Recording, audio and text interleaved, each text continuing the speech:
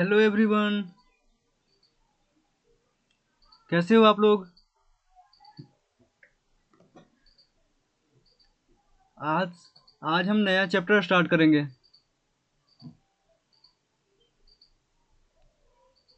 आज हम धातु और अधातु चैप्टर को स्टार्ट करेंगे। धातु अधातु का पहला लेक्चर। तो आशा करता हूँ कि आप इससे पहले वाले जो भी लेक्चर हैं वो देख रखे होंगे। इससे पहले हमने 2 चैप्टर पढ़ाया है केमिस्ट्री का। पहले चैप्टर हमने रासायनिक अभिक्रिया एवं समीकरण के बारे में पढ़ा था और दूसरे चैप्टर में अम्ल, क्षारक एवं लवण के बारे में देखा था। क्लास 10 के तीसरे चैप्टर धातु और अधातु को आज स्टार्ट करेंगे। ठीक है, तो मैं आशा करता हूं कि आप पिछले लेक्चर सारे देख रखे होंगे, क्योंकि अगर आप कोई भी लेक्चर मिस करोगे, डायरेक्ट धातु और अधातु पर आओगे तो आपको समझने में प्रॉब्लम होगी। क्योंकि अम्ल क्षारक का अगर छोड़ रखे होगे या रासायनिक अभिक्रिया छोड़ रखे होगे तो वो सब जो कॉन्सेप्ट है उसको हम इम्प्लीमेंट करते हैं धातु और अधातु में। अगर यहाँ पर कोई रासायनिक अभिक्रिया होगा और मैं पढ़ाऊंगा तो मैं तो सोचूंगा कि आप पढ़ रखे होगे पीछे का, तो मैं थोड़ा उस पर ज़्यादा फोकस नहीं करूंगा रासायनिक अभिक्रिया पर, क्योंकि उसके लिए एक अलग चैप्टर है। मैं धातु और अधातु पर ज़्यादा फोकस करूंगा। इस चैप्टर का जो कोर थ्योरी है उस पर फोकस करूंगा। ठीक है, तो इस धातु अधातु पढ़ने से पहले आप अम्ल, क्षारक एवं लवण पढ़ लीजिए एवं रासायनिक अभिक्रिया चैप्टर अच्छे से पढ़ लीजिए। अगर आपको उन सब का कॉन्सेप्ट क्लियर रहेगा तो धातु अधातु आपको समझने में प्रॉब्लम नहीं होगा। ठीक है, तो स्टार्ट करते हैं। मैं तो कोशिश करूंगा कि पीछे वाले चैप्टर को भी साथ लेकर चलूं, लेकिन आपका जिम्मेदारी बनता है कि आप सारे चीज पढ़कर आए ताकि आपको अच्छे से समझ में आए। ठीक है, तो चलते हैं, स्टार्ट करते हैं। मेरा नाम कौशल कुमार है। आज से हम धातु और अधातु चैप्टर स्टार्ट करते हैं। ठीक है, चलिए।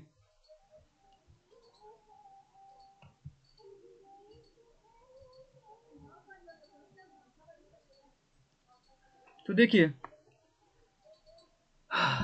धातु मतलब मेटल्स, अधातु मतलब नॉन मेटल्स।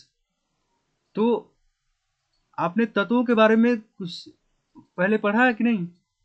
9th क्लास में, 8th क्लास में? अभी तक हमारे जो वैज्ञानिक है वो कितने तत्वों की खोज कर चुके हैं? हमारे जो वैज्ञानिक है वो अब तक 114 तत्वों की खोज कर चुके हैं। अब तो इससे ज़्यादा ही हो गया, 118 हो गया, लेकिन अभी भी बुक में 114 ही है, तो हम 114 लेकर ही चलेंगे। ठीक है, तो अब तक ज्ञात तत्वों की संख्या कितनी है? 114 है। पहले धातु अधातु से आने से पहले मैं इसके जो इससे रिलेटेड जो चीज़ें होती है उसको मैं पहले पढ़ाऊंगा, फिर मैं डायरेक्ट धातु अधातु पर नहीं आ सकता। इसलिए पहले उससे रिलेटेड जो चीज़ें होती हैं वो समझ जाइए, फिर आपको कनेक्शन करने में प्रॉब्लम नहीं होगा। आप एक दूसरे को जोड़कर पढ़िएगा तो समझ में अच्छे से आएगा। ठीक है, तो देखिए, अब तक जो तत्व हैं वो कितने खोज हो चुके हैं? 114 को हो चुके हैं। गुणों के आधार पर हम तत्व को 2 वर्गों में बांटे हैं। गुण के आधार पर कि कौन से तत्व का कैसा गुण है, उसके आधार पर तत्वों को 2 वर्गों में बांटा गया है। पहले को क्या कहते हैं? पहले को हम धातु कहते हैं, मतलब मेटल्स, और दूसरे को अधातु कहते हैं, मतलब नॉन मेटल्स। ठीक है, 114 तत्व था, उसमें से हम उसको बांट दिए गुणों के आधार पर 2 भाग में। उसमें से पहले का नाम दिए धातु और दूसरे का नाम दिए अधातु। ठीक है, अब देखिए, अब 114 तत्वों में से मेरा 92 जो था वह धातु निकल गया। गुण के आधार पर हम उसको देखें तत्वों को, तो हम उसमें से मेरा जो 92 जो था वह धातु निकल गया, और 22 जो था वह मेरा अधातु निकल गया, मतलब नॉन मेटल्स निकल गया। 114 में से 92 धातु एवं 22 अधातु निकल गया गुणों के आधार पर। अब गुण भी हम पढ़ेंगे, वो भौतिक गुण होता है, रासायनिक गुण होता है, सबके बारे में हम डिटेल में पढ़ेंगे, ठीक है। अब देखिए 92 मेरा धातु हो गया और 22 मेरा अधातु हो गया। तो इसमें से देखिए 92 और 22 कितना हो गया, 92 2 94, 94 और 104 और 10 114, 94 10 104 104 10 114 हो गया ना। हाँ, तो वैसे 114 हो गया। अब देखिए, अब तत्व जिनमें धातु एवं अधातु दोनों के गुण पाए जाते हैं, धातु अधातु के दोनों के गुण पाए जाते हैं, वैसे तत्व जिनमें धातु एवं अधातु दोनों के गुण पाए जाते हैं उसे हम उपधातु कहते हैं, मतलब मेटलॉइड्स कहते हैं, जिसका गुण धातु एवं अधातु दोनों को पाया जाता है, ठीक है।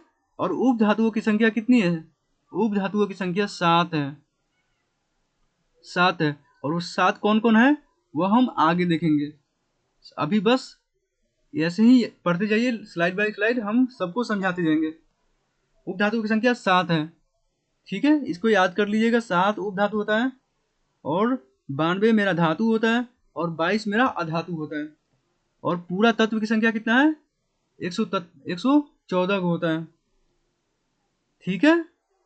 अब आगे देखिए, अभी इन्हीं उपधातुओं के द्वारा धातुओं एवं अधातुओं को आवर्त सारणी में अलग किया गया है। आवर्त सारणी में बाईं ओर धातु और दाईं ओर अधातु तथा अक्रिय गैस होता है। एक आवर्त सारणी आप पढ़िएगा केमिस्ट्री के लास्ट चैप्टर में, पीरियोडिक टेबल नाम से एक चैप्टर होगा, क्लासिफिकेशन ऑफ पीरियोडिक टेबल ऐसे करके, मतलब हिंदी में होगा आवर्त सारणी का, आवर्त सारणी के बारे में पढ़ना होगा उसमें।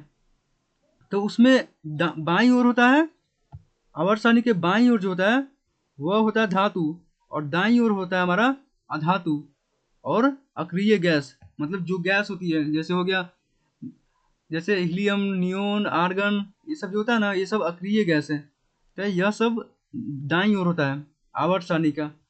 और बीच में हमारा होता है उपधातु होता है, इस तरफ हमारा होगा धातु, इस तरफ हमारा होगा अधातु, और बीच में हमारा ये सब ये होता है, यह उपधातु होता है।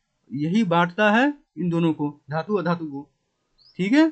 क्योंकि यह जो उपधातु है उसका जो गुण होता है वह धातु एवं अधातु के समान होता है, दोनों का गुण उसमें पाया जाता है, धातु का भी और अधातु का भी, ठीक है।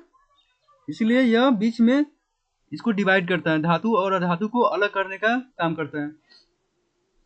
अधातु में अक्रिय गैस भी होता है, हीलियम, नियोन, आर्गन, ठीक है, ये सब। आगे देखिए, यहाँ तक क्लियर है, धातु कितने होते हैं, अधातु कितने होते हैं, उपधातु कितने होते हैं। अब देखिए धातु के बारे में हम अच्छे से डिटेल में पढ़ते हैं, यहाँ तक हो गया ना। अब धातु के बारे में हम डिटेल में पढ़ते हैं। धातु का डिफिनेशन देखिए, वैसे तत्व जो ऊष्मा तथा विद्युत का चालन करते हैं, ऊष्मा और विद्युत दोनों का चालन करता है, और आघातवर्ध मतलब मेलेबल तथा तन्य मतलब डक्टाइल होते हैं, उसे हम धातु कहते हैं। कहने का मतलब कि अगर कोई चालक मेरा यह चालक है, इससे होकर ऊष्मा भी मेरा जा रहा है, ऊष्मा भी जा रहा है और विद्युत भी जा रहा है, यह रोक नहीं रहा है। यह जो चालक है हमारा ना ऊष्मा को रोकता है और ना विद्युत को रोकता है, तो ऊष्मा और विद्युत दोनों का चालन करता है। और आघातवर्ध मतलब इस पे हम कितना भी पीटेंगे, इसको हम कितना भी जोर से मारेंगे या इसको पटकेंगे, या इस पे कोई किसी भारी चीज से हम प्रहार करेंगे इसके ऊपर, तो यह क्या होता है, यह जल्दी टूटता नहीं है, मतलब वह आघातवर्ध है, मेलेबल है, वह तन्य होता है, आघातवर्ध होता है, मतलब टूटता नहीं है जल्दी, डक्टाइल होता है, मेलेबल होता है, ठीक है।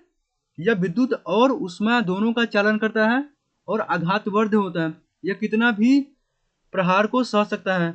और तन्य का मतलब इसको हम पीट कर आगे दूर तक ले जा सकते हैं। अगर पहले मेरा देखिए, पहले मेरा इतना था, तो इसको पीट पीट कर हम इतना बना सकते हैं। आप देखते होंगे लोहार चाहे सुनार के घरों में वो कैसे क्या करता है, वह लोहा को पीट पीट कर लंबा कर देता है, बड़ा आकार बना देता है। तो वह कैसे होता है, वह उस तन्यता की वजह से होता है और आघात वर्धता की वजह से होता है। ठीक है, अगर अगर आघात वर्ध और तन्य उसका गुण नहीं होगा तो उसको हम बढ़ा नहीं सकते हैं। अगर उस पर हम पीटेंगे तो वह टूट चूर चूर हो जाएगा वो। ठीक है, तो इसका गुण क्या है, आघातवर्ध होता है और तन्य होता है, मतलब पीट पीट कर हम उसको बड़ा बना सकते हैं। ठीक है, गर्म उसको गर्म करते हैं और गर्म करके उस पर प्रहार करते हैं तो वह लंबा और बन जाता है, बड़ा बन जाता है, या पतला हो जाता है, या मोटा करना हो तो। ठीक है, तो उसे ही हम धातु कहते हैं, जो ऊष्मा और विद्युत का चालन करता है, ऊष्मा और विद्युत का सुचालक हो और आघातवर्ध और तन्य होता हो, उसे धातु कहते हैं। जैसे हो गया आयरन, मतलब लोहा हो गया हमारा, लोहा एल्यूमिनियम हो गया, सोना हो गया, चांदी हो गया, सोडियम हो गया, पोटेशियम हो गया, कॉपर हो गया। सोना का यूज करके हम गहना बनाने में करते हैं ना, तो गहना कैसे बनता है, उसको हम पीट पीट कर अच्छे तरीके से उसको शेप देते हैं, उसको हम साइज अच्छे तरीके से बनाते हैं। जैसे कोई भी गहना बनाना हो तो उसका आकार अलग अलग होता है, हर एक गहना का आकार अलग अलग होता है। तो अलग अलग आकार कैसे बनता है, उसको पीट कर उसको पीट कर उसको उसको गर्म करके उसको हम अलग आकार देते हैं। तो वह उसमें तन्यता और आघात वर्धता का गुण है, इसीलिए न करते हैं।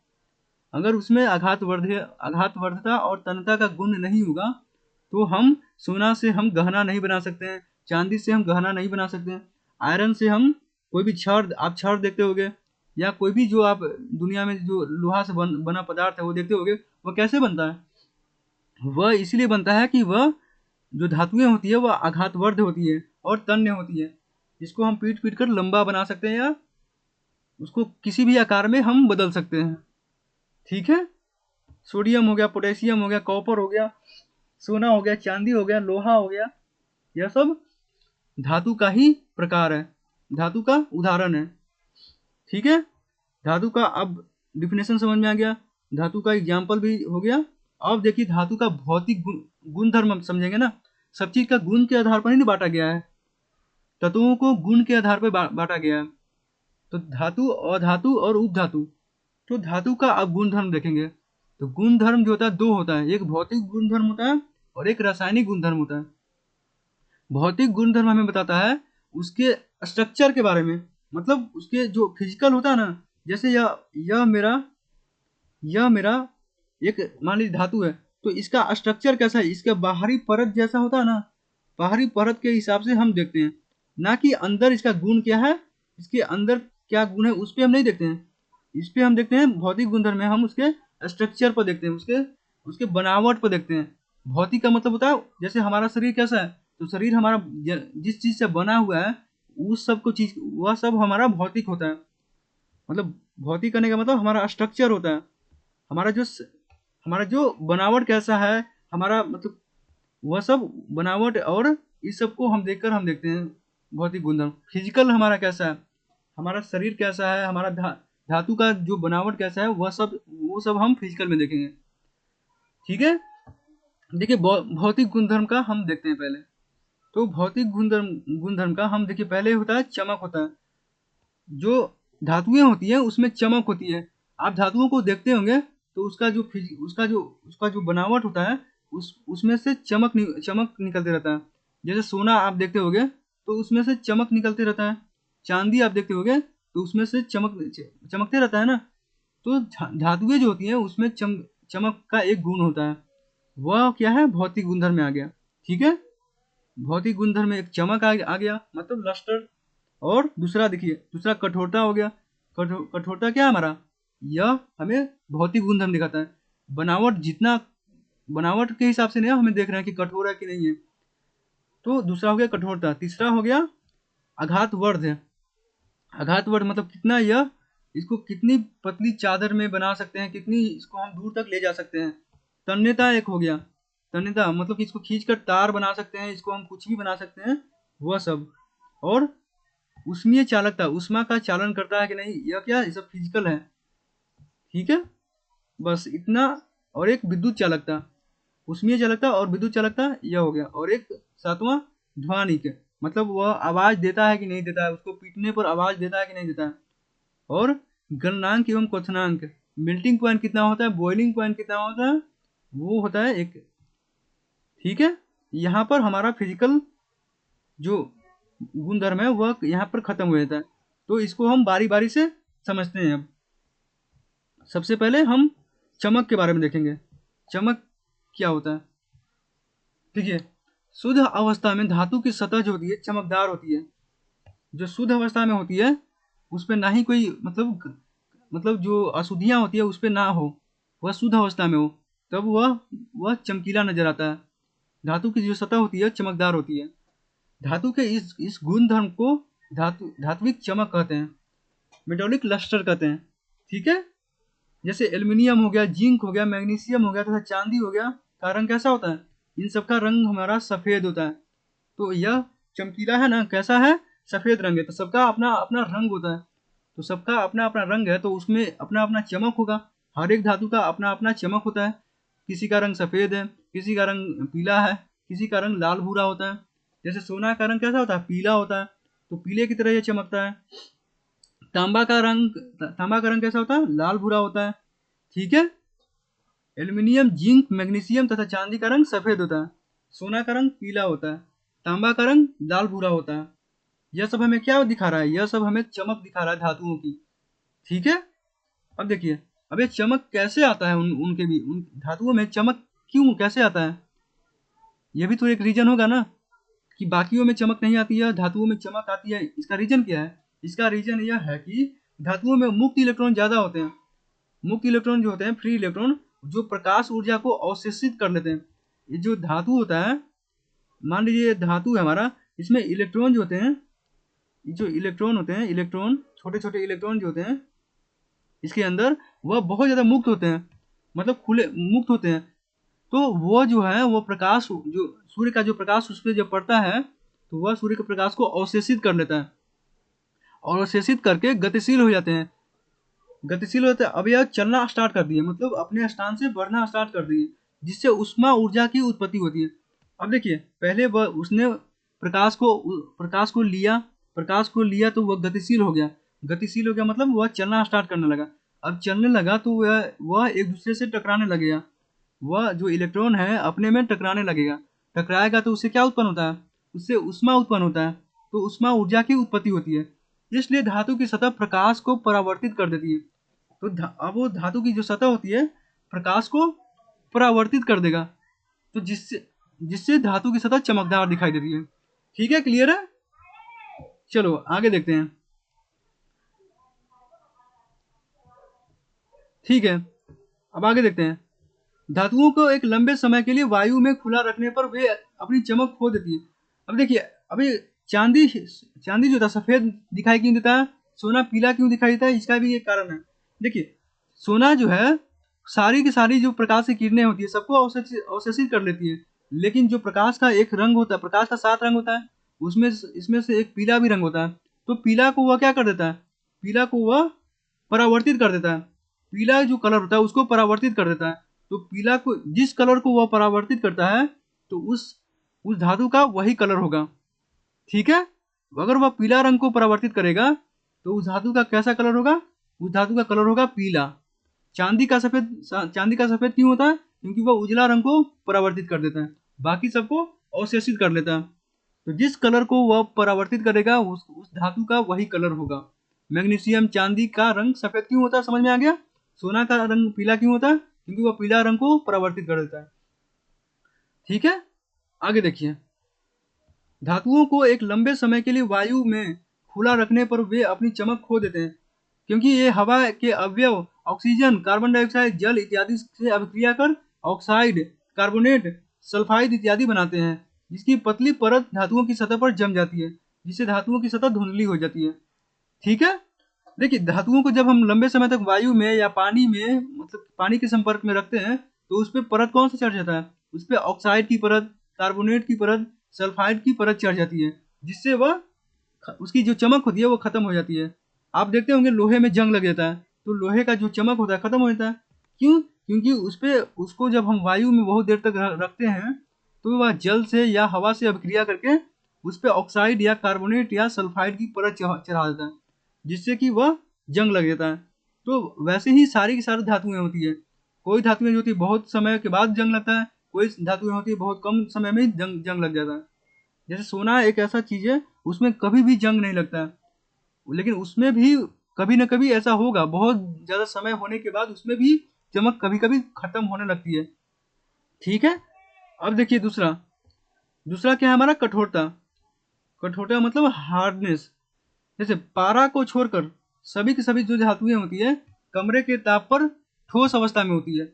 पारा एक धातु है जो कमरे के ताप पर ठोस अवस्था में नहीं होती है। वह कौन सी अवस्था में होती है, द्रव अवस्था में होती है। तो यह एक एक्सेप्शन पूछता है एक नंबर ऑब्जेक्टिव में कि कौन सा धातु है जो कमरे के ताप पर द्रव होती है, तो वह कौन सा है, पारा है। ठीक है, पारा एक धातु है जो कमरे के ताप पर द्रव होती है। बाकी बाकी सारी की सारी जो धातुएं होती है कमरे के ताप पर ठोस होती है। ठीक है, अब देखिए सभी धातुओं की कठोरता अलग अलग होती है। कोई धातुएं बहुत ज्यादा कठोर होता है, कोई कम होता है, कोई उससे ज्यादा होता है, कोई उससे ज्यादा होता है। सबकी अलग अलग कठोरता होती है। जैसे लिथियम सोडियम पोटेशियम मुलायम होता है। ये इतनी मुलायम है कि इन्हें हम चाकू से काट सकते हैं।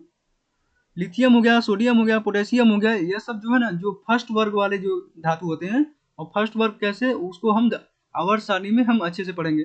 फर्स्ट वर्ग में लिथियम सोडियम पोटेशियम ये सब होता है।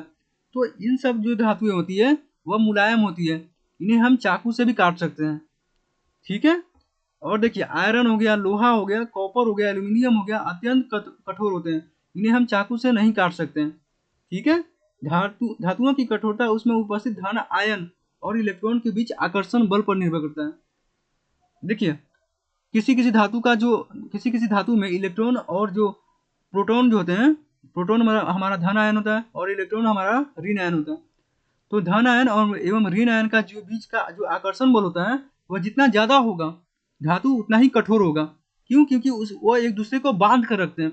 एक दूसरे को बांध कर अगर रखेंगे तो वह क्या होगा, एक दूसरे से बांध कर रखेंगे तो उनके बीच का जो बल होगा वो कठोर होगा। कठोर होगा, ज्यादा होगा, ज्यादा होगा तो उसको हम अलग करना मुश्किल होगा। मतलब हम उसे चाकू से नहीं काट सकते या हाथ से नहीं तोड़ सकते हैं। ठीक है, तो उस पे इलेक्ट्रॉन और प्रोटॉन की आकर्षण बल पर निर्भर करता है। मतलब सोडियम पोटेशियम में जो इलेक्ट्रॉन और प्रोटॉन के बीच का जो बल होता है वह कम होता है, इसीलिए हम उसको काट सकते हैं। ठीक है, प्रबल बल आकर्षण से प्रबल आकर्षण बल से अधिक कठोर और दुर्बल आकर्षण बल से कम कठोर होता है। ठीक है, समझ में आ गया। प्रबल बल होगा तो कठोर ज्यादा होगा, दुर्बल बल होगा तो कठोर कम होगा। अब देखिए तीसरा हमारा क्या है, तीसरा हमारा है आघातवर्ध, मतलब मेनेलिबिलिटी। कुछ धातुओं को ठोस अवस्था में पीटकर पतली चादर बनाया जा सकता है क्योंकि धातु में लैटिस संरचना होती है। इस गुण धर्म को हम आघातवर्धता कहते हैं। मतलब अगर धातुओं को हम पीट पीट कर उसको एक पतली चादर बना सकते हैं थोड़ा सा, तो उससे उस गुण को क्या कहते हैं, उस गुण को हम आघातवर्धता कहते हैं। जैसे सोना और चांदी से सबसे अधिक आघातवर्ध होते हैं, इसलिए सोना और चांदी का हम आभूषण बनाते हैं। उसको पीट पीट कर एक नया आकार बना देते हैं, नया आकार बना के उसको हम एक आभूषण बनाने में यूज करते हैं, प्रयोग करते हैं। ठीक है, ऑब्जेक्टिव में पूछा गया सबसे आघातवर्ध धातु कौन सा होता है, वह होता है सोना और चांदी। सोना को पीटकर हम 0.0004 मिलीमीटर पतली चादर बनाई जा सकती है। ठीक है, यह 1 ग्राम सोना होता है। 1 ग्राम सोना को पीटकर, यहाँ पर 1 ग्राम होगा, 1 ग्राम सोना को पीटकर हम 0.0004 मिलीमीटर पतली चादर बना सकते हैं। इसको याद कर लीजिएगा। इसके बाद एल्यूमिनियम एवं तांबा धातु आघातवर्ध होते हैं। सभी धातुएं एक समान आघातवर्ध नहीं होते हैं। जैसे सभी की सभी धातुएं कठोर नहीं होती एक समान, वैसे ही सभी धातुएं जो होती हैं एक समान आघातवर्ध नहीं होती है।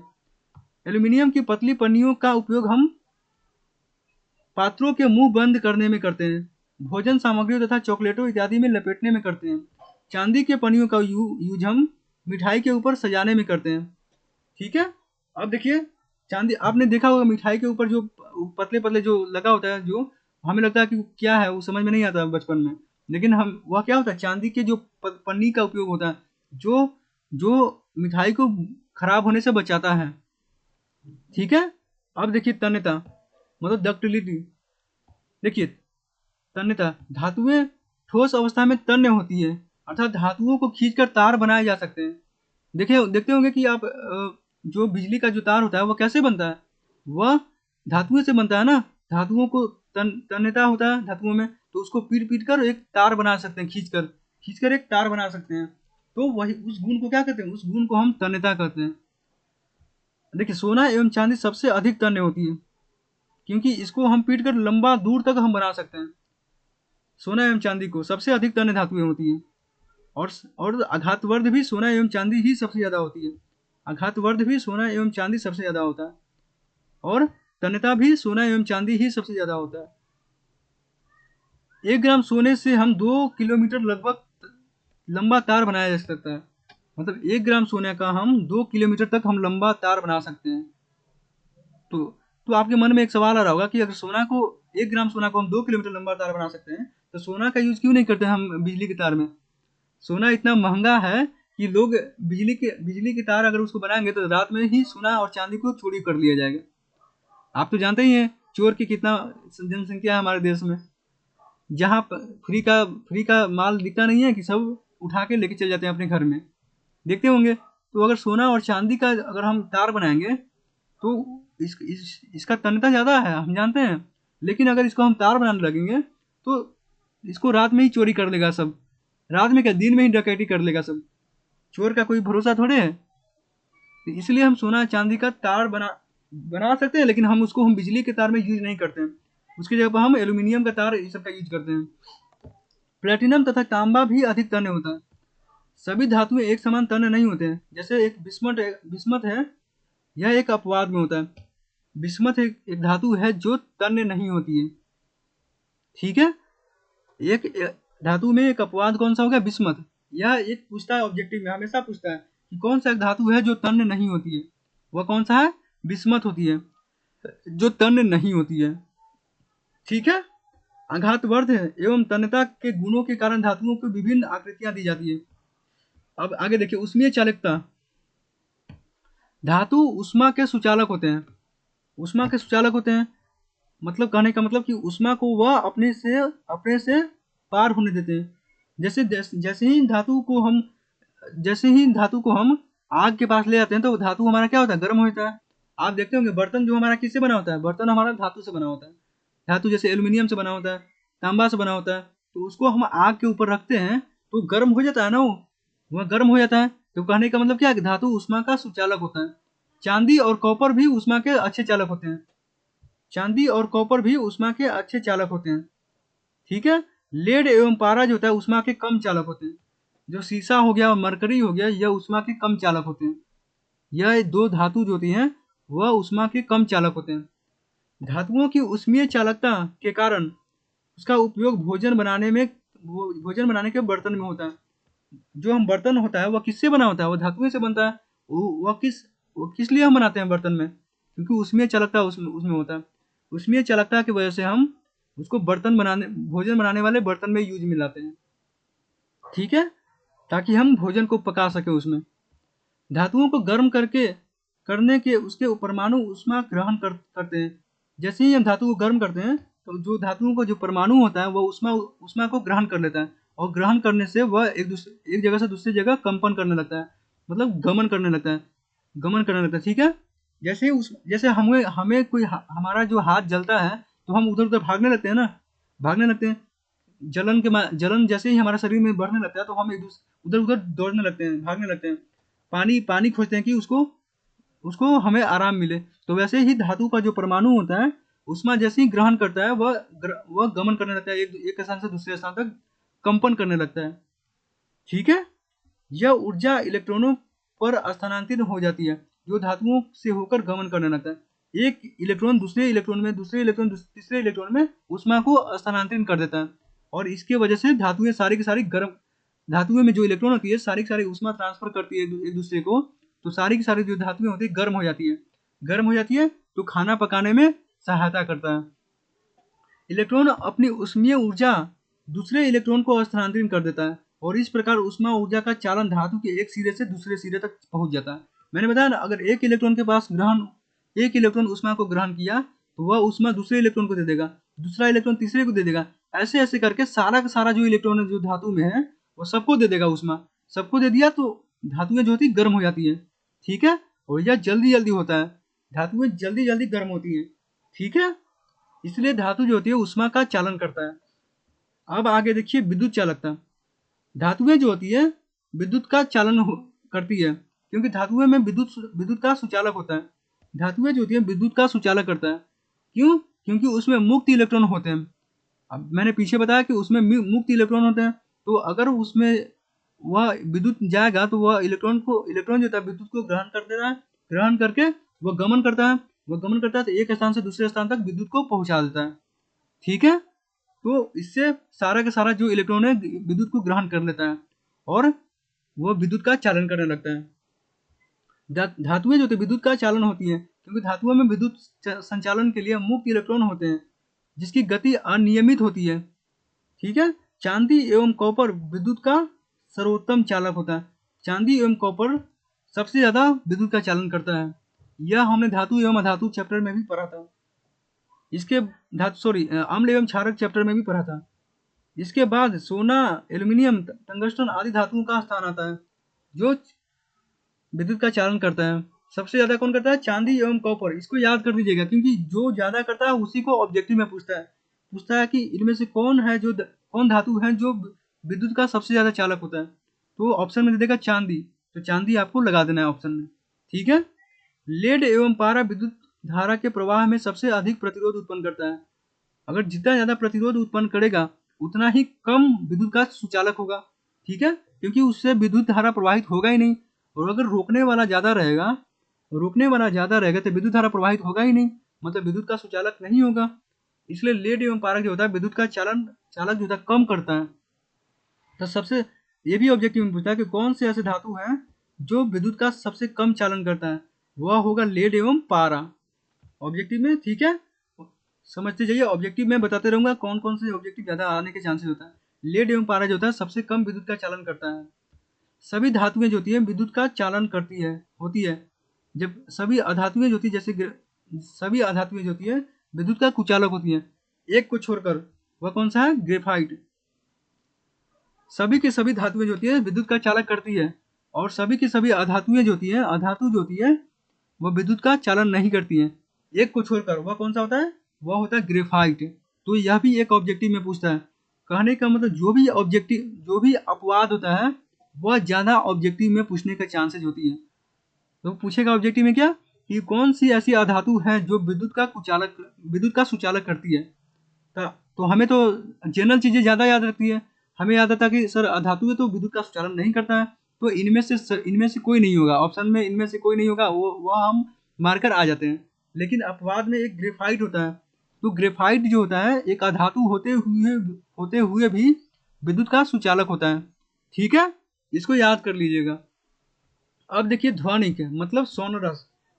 ध्वनिक मतलब वैसी धातुएं जो जिसके सतह पर हम टकराने से वह ध्वनि उत्पन्न करता है, मतलब आवाज उत्पन्न करता है।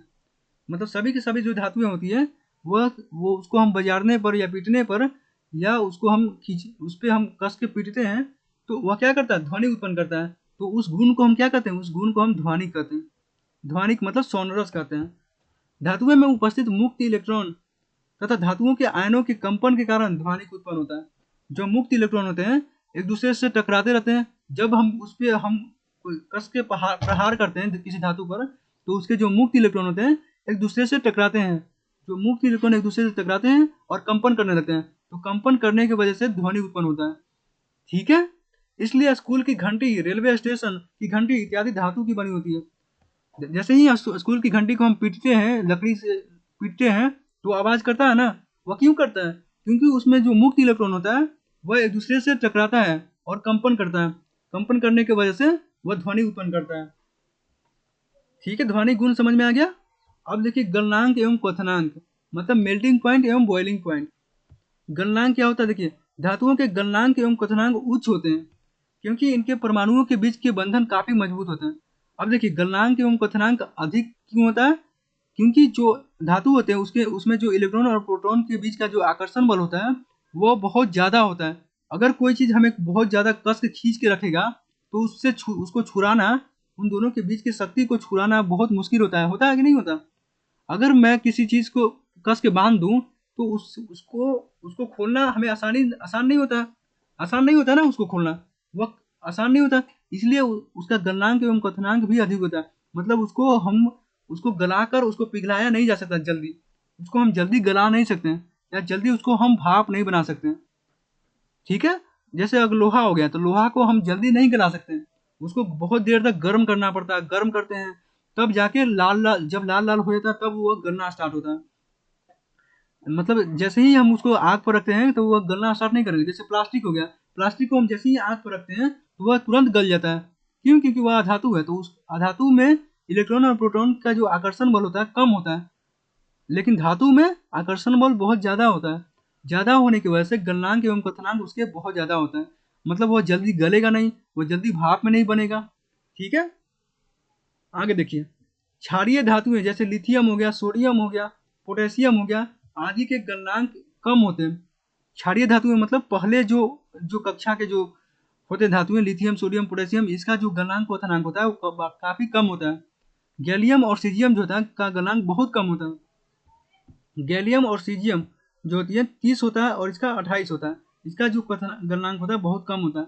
तो ऑब्जेक्टिव में ये सब याद कर लीजिएगा। ये सब पूछता है कि कौन से ऐसे धातुएं हैं जो जिसका गलनांक एवं क्वथनांक कम होता है, वह क्षारीय धातु होती है। क्षारीय धातु जैसे सोडियम हो गया, लिथियम हो गया, पोटेशियम हो गया, गैलियम हो गया, सीजियम हो गया, इन सब का जो गलनांक होता है बहुत कम होता है। इन दोनों धातुओं की हथेली पर रखने पर हमारे शरीर का उष्मा उष्मा से भी पिघल जाता है। ये जो लिथियम हो गया, सोडियम हो गया, पोटेशियम हो गया, इन सबको अगर हम अपने हथेली पर भी रखते हैं ना, तो ये अपने हमारे हाथ का जो उष्मा होता है वह उष्मा लेकर यह पिघल जाते हैं। हमारे हाथ के उष्मा लेकर भी यह पिघल जाते हैं। तो इसका गलनांक कैसा है? इसका गलनांक बहुत कम होता है। और आगे देखिए, यूरेनियम जो होता है सबसे भारी धातु होती है, और लिथियम जो होती है सबसे हल्की धातु होती है। यह एक ऑब्जेक्टिव में सबसे ज़्यादा इंपॉर्टेंट चीज़ है, पूछता है यह। यूरेनियम जो था सबसे भारी धातु होती है, और लिथियम जो होती है सबसे हल्की धातु होती है। सबसे हल्की धातु लिथियम और सबसे भारी धातु यूरेनियम होती है। ठीक है, तो आज का लेक्चर हम यहीं तक रखते हैं। धातु का भौतिक गुणधर्म आज हम पढ़ लिए, धातु के बारे में आज हम पढ़ लिए। अगले लेक्चर में हम अधातु के बारे में देखेंगे। अधातु का भौतिक गुणधर्म, रासायनिक गुणधर्म और धातु का रासायनिक गुणधर्म, ये सब हम देखेंगे अगले लेक्चर में। ठीक है, ठीक है, थैंक यू।